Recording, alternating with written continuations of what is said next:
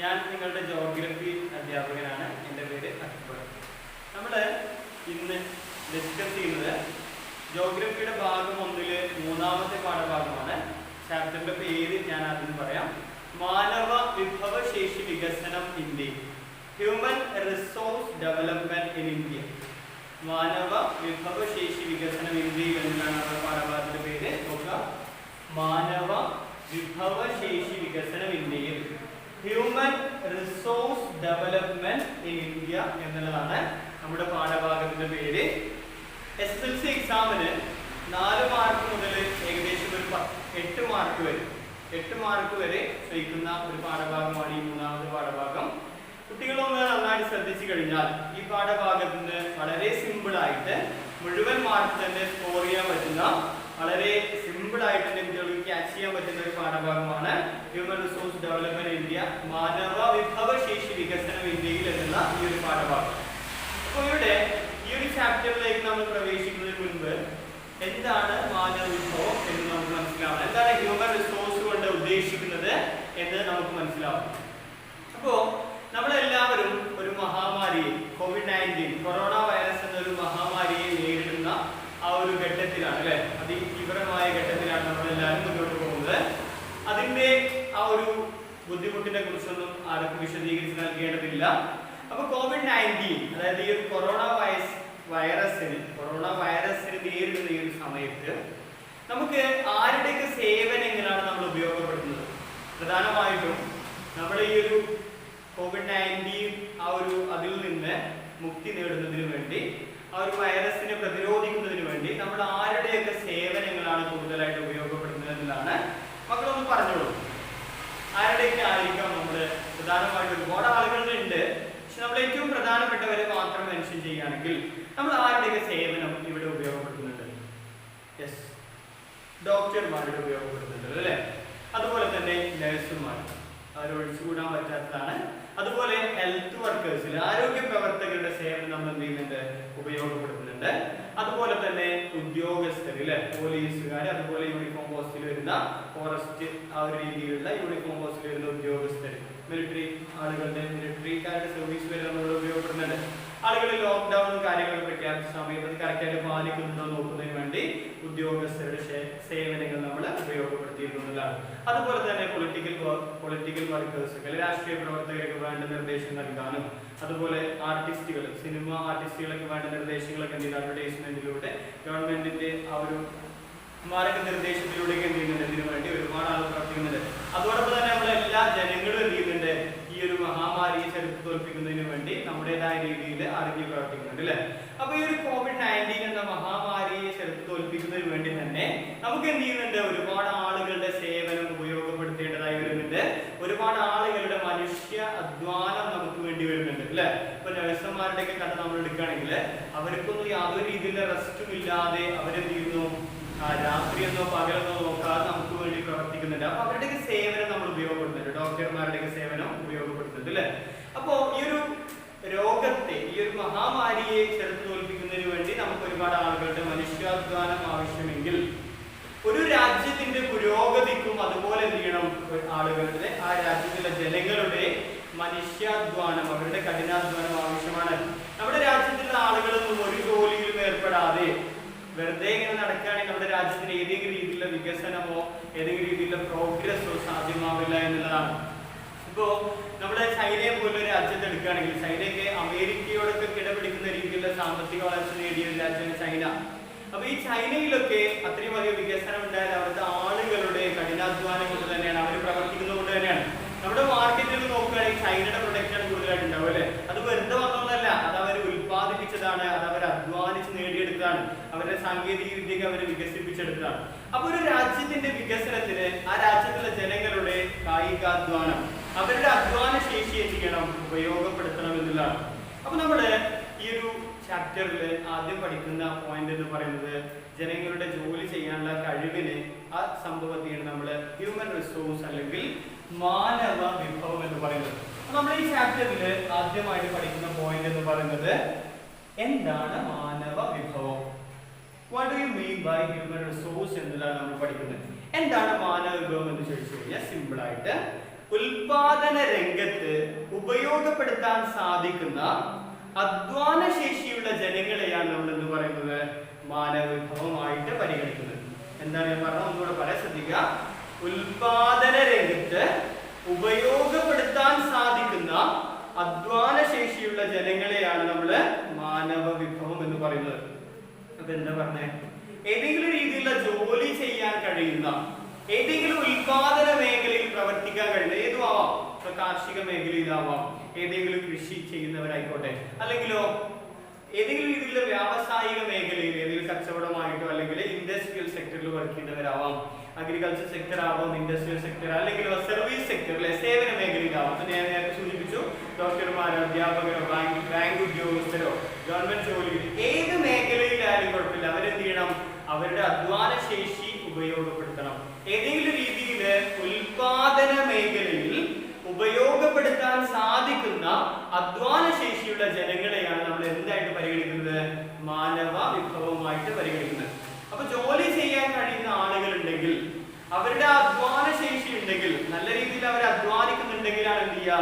അവർക്ക് സാമ്പത്തികമായിട്ട് പുരോഗതി ഉണ്ടാവുകയും ആ രാജ്യത്തിന് വികസനം സാധ്യമാവുകയും ചെയ്യുന്നത്. അപ്പൊ മാനവ വിഭവം എന്ന് പറയുമ്പോൾ ഉൽപാദന രംഗത്ത് ഉപയോഗപ്പെടുത്താൻ സാധിക്കുന്ന അധ്വാന ശേഷിയുള്ള ജനങ്ങളെയാണ് നമ്മൾ മാനവ വിഭവം എന്ന് പറയുന്നത്. അപ്പൊ നമ്മളവിടെ നോക്കുമ്പോൾ ചെറിയ കുട്ടികൾ അല്ലെ, അപ്പൊ നിങ്ങളുടെയൊക്കെ പോലെ പഠിക്കുന്ന കുട്ടികൾക്ക് വലിയ രീതിയിൽ ജോലി ചെയ്യാനോ അതുവഴി രാജ്യത്തിനെ പുരോഗതിയിലേക്ക് നയിക്കാനോ കഴിയുണ്ടാവില്ല അല്ലെ. അല്ലെങ്കിൽ ഏജ്ഡ് ആയ ആളുകൾ, ഒരു 60 വയസ്സിനൊക്കെ മുകളിലുള്ള ആളുകൾക്കും ആ ഒരു സമയത്ത് നല്ല രീതിയിൽ ജോലി ചെയ്ത് സമ്പാദിച്ച് രാജ്യത്തിന്റെ വികസനത്തെ സഹായിക്കാനൊന്നും കഴിഞ്ഞോളണമെന്നില്ല. അപ്പൊ അവര് നമ്മൾ ആ ഒരു സമയത്ത് എന്തായിട്ട് പരിഗണിക്കുന്നില്ല?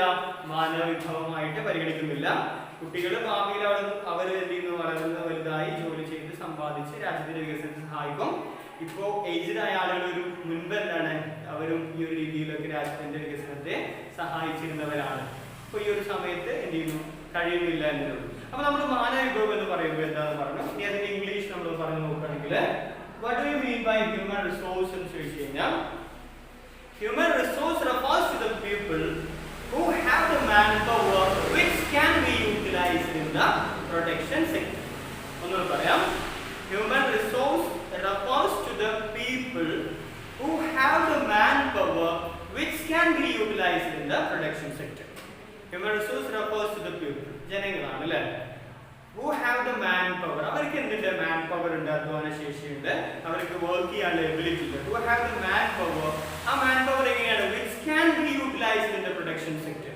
പ്രൊഡക്ഷൻ സെക്ടറിൽ യൂട്ടിലൈസ് ചെയ്യാൻ കഴിയുന്ന manpower ഉള്ള പീപ്പിളിനെയാണ്, ആ ജനങ്ങളെയാണ് നമ്മൾ എന്ന് പറയുന്നത് ഹ്യൂമൻ റിസോഴ്സ് ആയിട്ട് കൺസിഡർ ചെയ്യുന്നത്. അപ്പൊ എന്താണ് ഹ്യൂമൻ റിസോഴ്സ്? നമ്മൾ പറഞ്ഞു human resource refers to the people who have the manpower which can be utilized in the production sector എന്ന് പറയുന്നത്. ഓക്കെ, പ്രൊഡക്ഷൻ സെക്ടറിൽ യൂട്ടിലൈസ് ചെയ്യാൻ എന്താ? ഉപയോഗപ്പെടുത്തുക. ഓക്കെ, അപ്പൊ യൂട്ടിലൈസ് ചെയ്യാൻ കഴിയുന്ന, പ്രൊഡക്ഷൻ സെക്ടറിൽ യൂട്ടിലൈസ് ചെയ്യാൻ കഴിയുന്ന manpower ഉള്ള എബിലിറ്റി ഉള്ള, വർക്കിംഗ് എബിലിറ്റി ഉള്ള പീപ്പിളിനെയാണ് നമ്മൾ എന്ത് പറയുന്നത്? ഹ്യൂമൻ റിസോഴ്സ് എന്ന് പറയുന്നത്. ഇനി നെക്സ്റ്റ്, ഇവിടെ ഹ്യൂമൻ റിസോഴ്സ് എന്താണെന്ന് എല്ലാവർക്കും മനസ്സിലായി എന്ന് തോന്നുന്നു. എന്താണ് മാനവ വിഭവം എന്ന് ക്ലിയർ ആയി. ഇനി നമ്മൾ അവിടെ നോക്കേണ്ടത് എങ്ങനെ ഈ ആളുകളുടെ അധ്വാന ശേഷിയെ വികസിപ്പിക്കാമെന്നതാണ്. ഈ ആളുകളുടെ അധ്വാന ശേഷിയെ നമുക്ക് എങ്ങനെ ഡെവലപ്പ് ചെയ്യാം? അപ്പൊ അതിനെന്ത് പറയാം? മാനവ വിഭവശേഷി വികസനം എന്ന് പറയാം. മാനവ വിഭവശേഷി വികസനം, ഹ്യൂമൻ റിസോഴ്സ് ഡെവലപ്മെന്റ് എന്താണ് ഇനി പറയുന്നത്.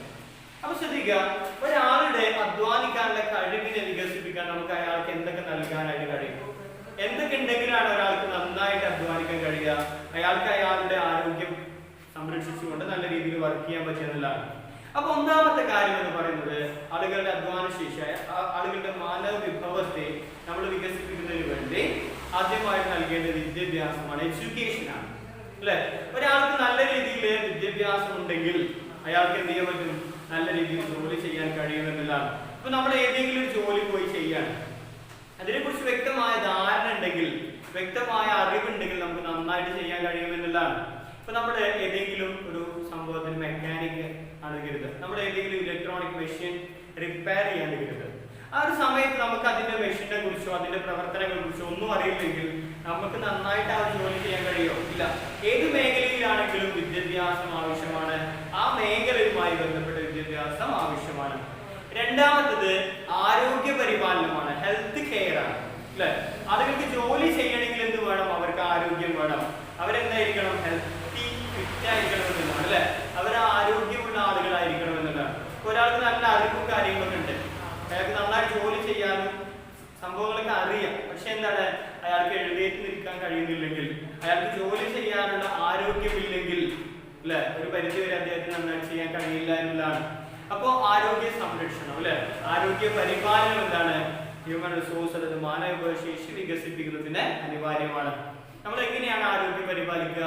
അതിനുവേണ്ടി നല്ല രീതിയിൽ പോഷകാഹാരം നൽകുക, ശുദ്ധജലം നൽകുക, അതുപോലെ തന്നെ രോഗപ്രതിരോധ സംവിധാനങ്ങൾ, പ്രിവെന്റീവ് മെഷേഴ്സ് നൽകുക. നമ്മൾ പോളിയോ ഒക്കെ ചെറുപ്പത്തിൽ വെക്കൂല, എന്തിനാണ്?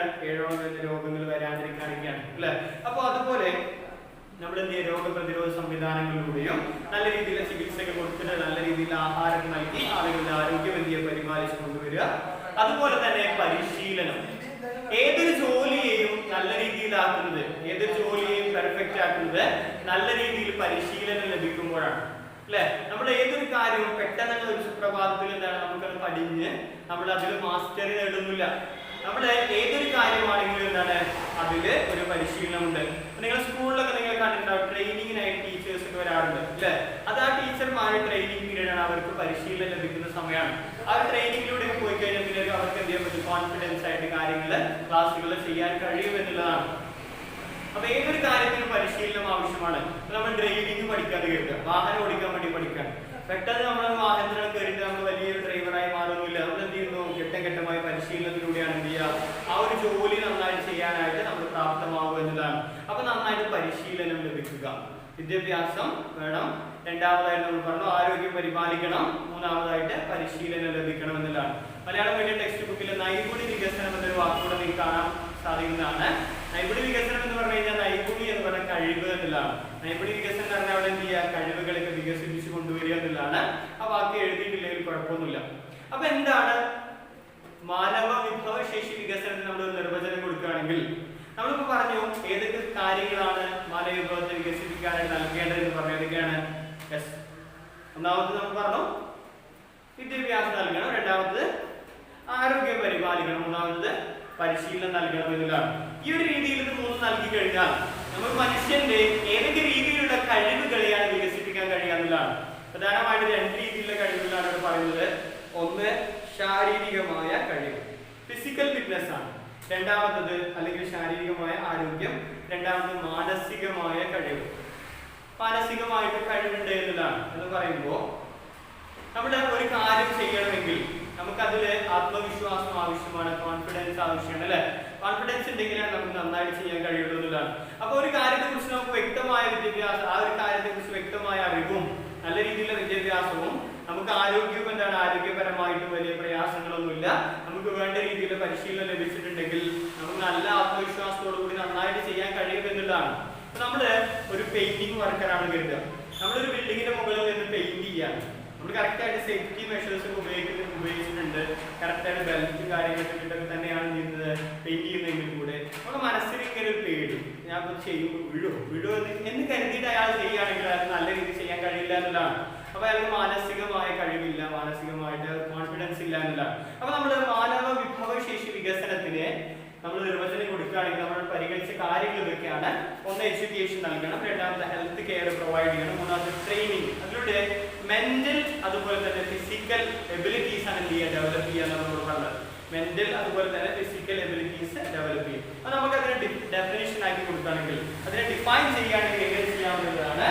മാനവ വിഭവശേഷി വികസനം എന്ന് പറയുമ്പോൾ വിദ്യാഭ്യാസം, ആരോഗ്യ പരിപാലനം, പരിശീലനം എന്നിവയിലൂടെ മനുഷ്യന്റെ കായികവും മാനസികവുമായ കഴിവിനെ വികസിപ്പിക്കുന്നതിനെയാണ് മാനവ വിഭവശേഷി വികസനം എന്ന് പറയുന്നത്.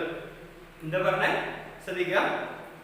വിദ്യാഭ്യാസം, ആരോഗ്യ പരിപാലനം, പരിശീലനം എന്നിവയിലൂടെ നൈപുണ്യ വികസനം എന്നിവിടെ ഉണ്ടാവും. വേണമെങ്കിൽ ആ പോയിന്റ് ഉൾപ്പെടുത്താം. വിദ്യാഭ്യാസം, ആരോഗ്യ പരിപാലനം, പരിശീലനം, നൈപുണ്യ വികസനം എന്നിവയിലൂടെ മനുഷ്യന്റെ കായികം എന്ന് എഴുതാൻ കഴിയില്ലെങ്കിൽ എന്ന് എഴുതുക, ശാരീരികം എന്ന് എഴുതുക. കായികക്ഷമത എന്ന് പറഞ്ഞാൽ ശാരീരിക ക്ഷമതയാണ് ഉദ്ദേശിക്കുന്നത്.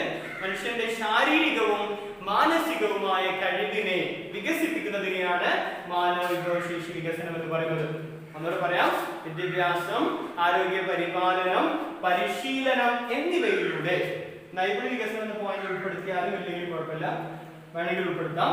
വിദ്യാഭ്യാസം, ആരോഗ്യ പരിപാലനം, പരിശീലനം, നൈപുണ്യ വികസനം എന്നിവയിലൂടെ മനുഷ്യന്റെ ശാരീരികവും മാനസികവുമായ കഴിവിനെ വികസിപ്പിക്കുന്നതിനെയാണ് മാനവ വിഭവശേഷി വികസനം എന്ന് പറയുന്നത്. എഴുതി വെക്കണം, പോയിന്റുകൾ എഴുതി വെക്കണം. എന്താണ് മാനവ വിഭവം എന്ന് ക്ലാസ് കേട്ടപ്പെടുന്നതിന് എഴുതി വെക്കണം. അതുപോലെ തന്നെ എന്താണ് മാനവ വിഭവശേഷി വികസനം? ഹ്യൂമൻ റിസോഴ്സ് കുറച്ച്, ഇനി എന്താണ് ഹ്യൂമൻ റിസോഴ്സ് ഡെവലപ്മെന്റ് എന്നുള്ളതാണ് നമ്മൾ നോക്കുന്നത്. അപ്പൊ ഹ്യൂമൻ റിസോഴ്സിനെ ഡെവലപ്പ് ചെയ്യണമെങ്കിൽ ഏതൊക്കെ കാര്യങ്ങൾ പ്രൊവൈഡ് ചെയ്യണം നമ്മൾ പഠിച്ചു. ഏതൊക്കെയാണ്? എഡ്യൂക്കേഷൻ പ്രൊവൈഡ് ചെയ്യണം. നല്ല രീതിയിൽ എഡ്യൂക്കേറ്റഡ് ആണെങ്കിൽ നമുക്ക് നന്നായിട്ട് ഏത് ജോലിയും ചെയ്യാൻ കഴിയുമെന്നുള്ളതാണ്.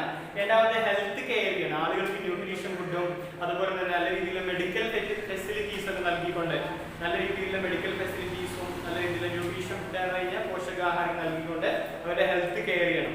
അതുപോലെ തന്നെ ട്രെയിനിങ് നൽകണം എന്നുള്ളതാണ്. ഏതൊരു ജോലിയിലും നമ്മൾ പ്രാഗൽഭ്യം നേടുന്നത്, നല്ല രീതിയിൽ ആ ഒരു ജോലി ചെയ്യാൻ നമ്മൾ പ്രാപ്തമാവുന്നത് നല്ല രീതിയിൽ ട്രെയിനിങ് ലഭിക്കുമ്പോഴാണ്. അപ്പൊ എന്ത് ചെയ്യണം? എഡ്യൂക്കേഷൻ, ഹെൽത്ത് കെയർ, ട്രെയിനിങ് നൽകണം.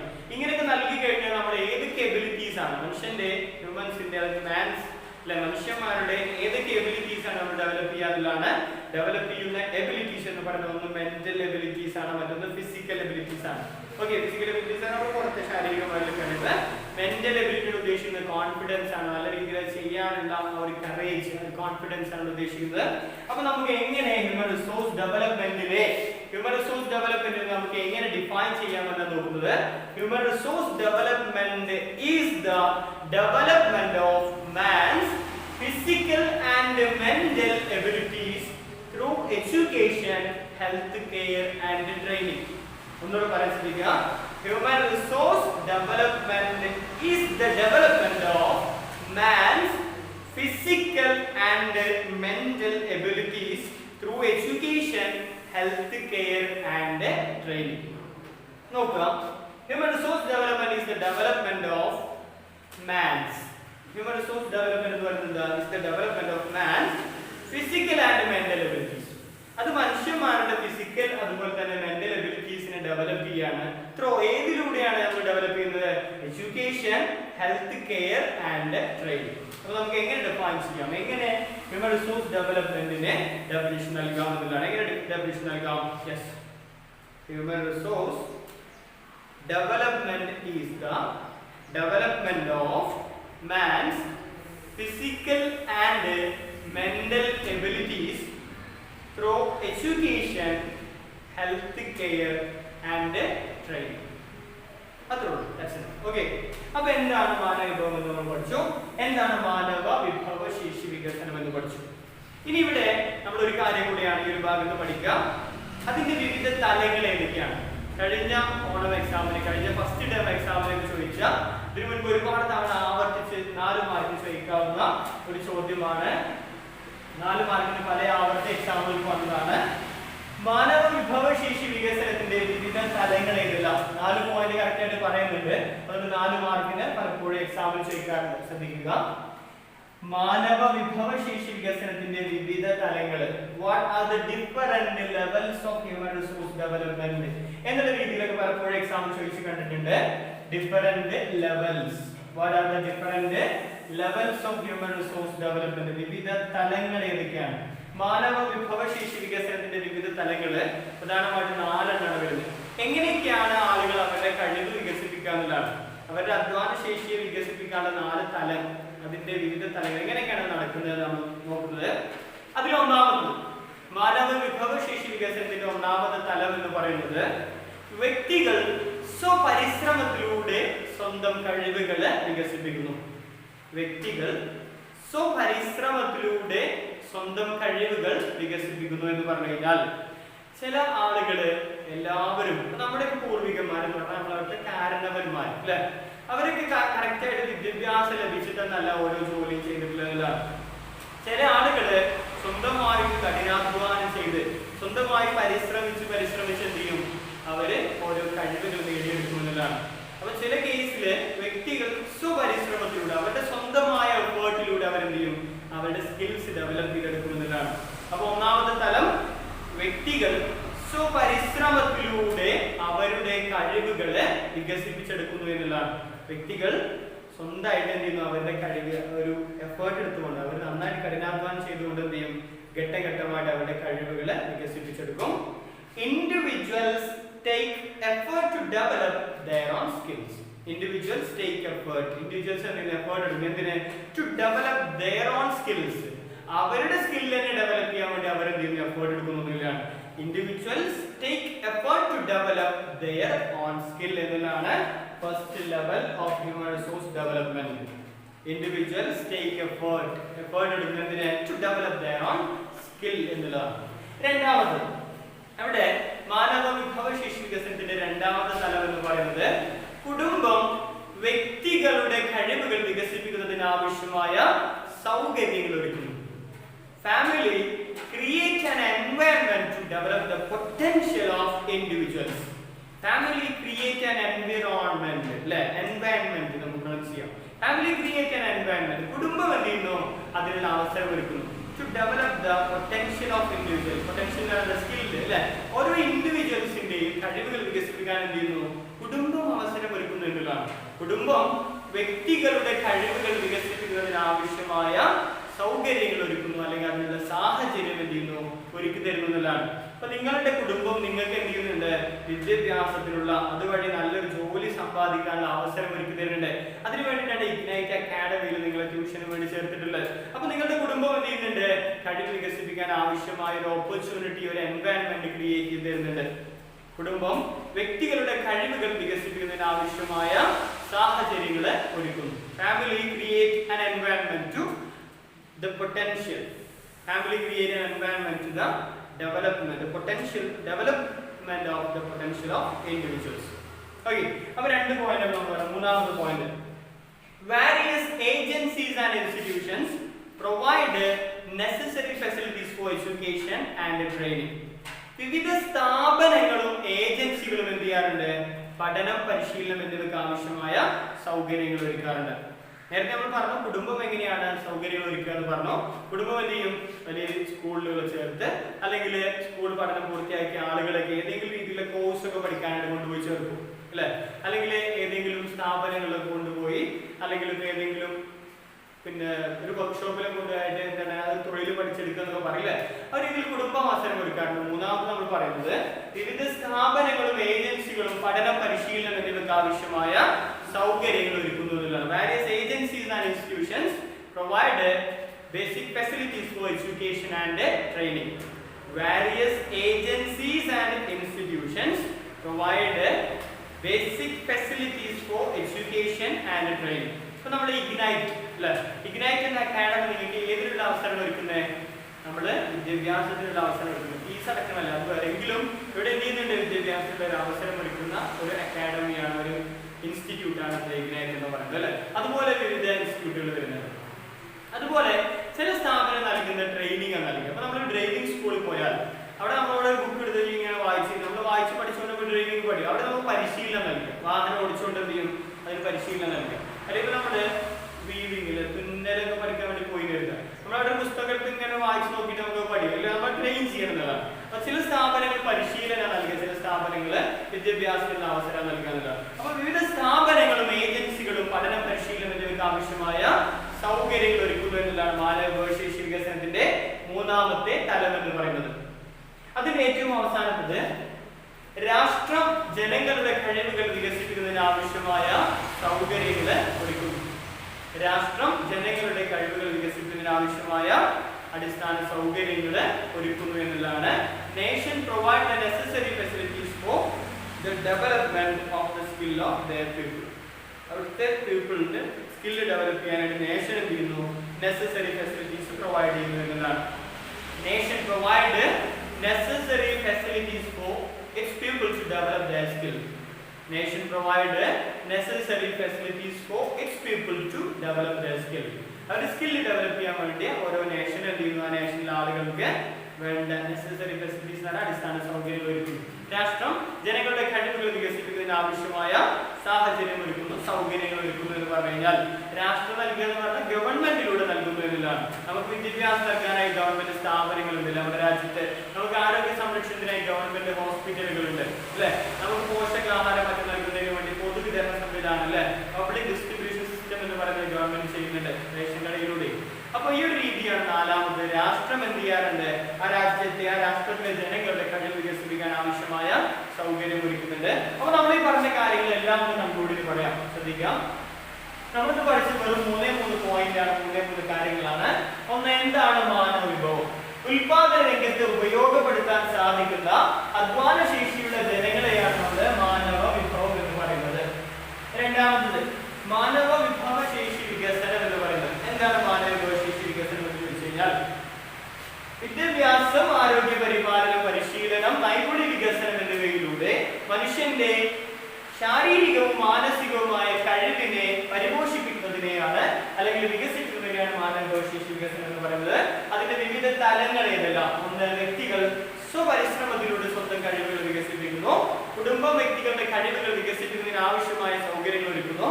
വിവിധ സ്ഥാപനങ്ങളും ഏജൻസികളും പഠന പരിശീലനം എന്നിവയ്ക്ക് ആവശ്യമായ സൗകര്യങ്ങൾ ഒരുക്കുന്നു. നാലാമത്, രാഷ്ട്രം അവിടുത്തെ ജനങ്ങളുടെ കഴിവുകൾ വികസിപ്പിക്കുന്നതിന് ആവശ്യമായ സൗകര്യങ്ങൾ ഒരുക്കുന്നു എന്നുള്ളതാണ്. അപ്പൊ നമ്മൾ പഠിച്ചത് 3 point. First one, human resource. എന്താ ഹ്യൂമൻ റിസോഴ്സ് എന്ന് പറഞ്ഞു കഴിഞ്ഞാൽ human resource refers to the people who have the manpower which can be utilized in the production sector. Human resource refers to the people who have the manpower which can be utilized in the production sector. Second one, human resource development. What do you mean by human resource development? Human resource development is the development of man's physical and mental abilities through education, health care and training. Last one, what are the different levels of human resource development? Human resource development, what are the different levels of human resource development? The first one, individuals take effort to develop their own skills. Second one, family create an environment to develop the potential of individuals. Third one, various agencies and institutions provide education and training. Various agencies and institutions provide facilities, basic facilities for education and training. Last one, nation provide the necessary facilities for the development of the people. Nation provide the necessary facilities for its people to develop their own skills. Okay, ഇത്രയാണ് നമ്മുടെ ഒന്നാമത്തെ പാഠഭാഗത്തിൽ വരുന്നത്. Video കണ്ടതിന് ശേഷം മക്കൾക്ക് ഏതെങ്കിലും doubt ഉണ്ടെങ്കിലും തീർച്ചയായിട്ടും ചോദിക്കണം. ഇത്രയും 3 പോയിന്റാണ് നമ്മൾ പഠിച്ചത്. Okay, thank you.